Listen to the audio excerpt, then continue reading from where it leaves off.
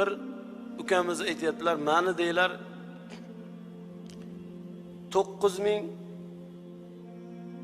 dollar qarzim bor edi deylar. Qarzni berish uchun rosa harakat qilsam-da, aytilgan muddatda pulni uzolmadim deylar. Bir do'stim qarzdan qutulish duosini o'rgatdi deylar. Ixlos bilan 17 kun o'qidim. Aytilgan muddatdan 4 kun oldin, ya'ni keyingi va'dadan o'sha 4 kun oldin barcha qarzimdan qutuldim, alhamdulillah deyaptilar. Bugungi zikr darsimizda sizlar bilan qarzdan qutulish duosini o'rganamiz. Allohumma kfini, Allohumma kfini, Allohumma kfini bihalalika, bihalalika, bihalalika an haramika, haramika, haramika, wa aghnini, wa aghnini, wa aghnini bifadlika, bifadlika, bifadlika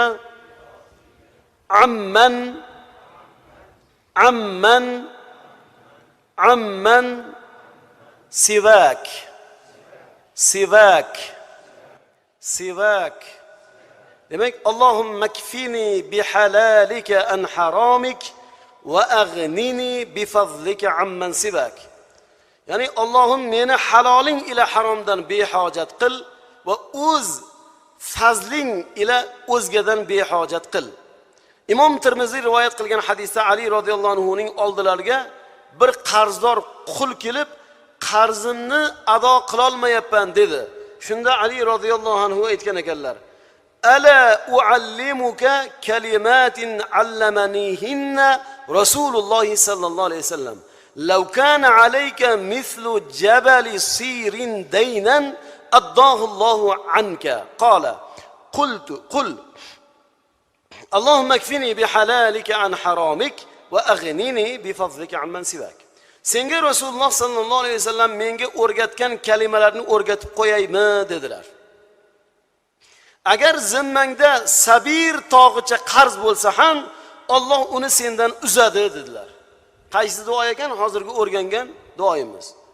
Faqatgina eslatma azizlar, bu duo qarzini berish uchun faqatgina bu duoni o'qisam qarzim uzilarkan deb salqin joyga kirib olib yotaversa, ertalab domla aytuvdilar 10 marta o'qib qo'ydim, kechqurun o'qib qo'ydim.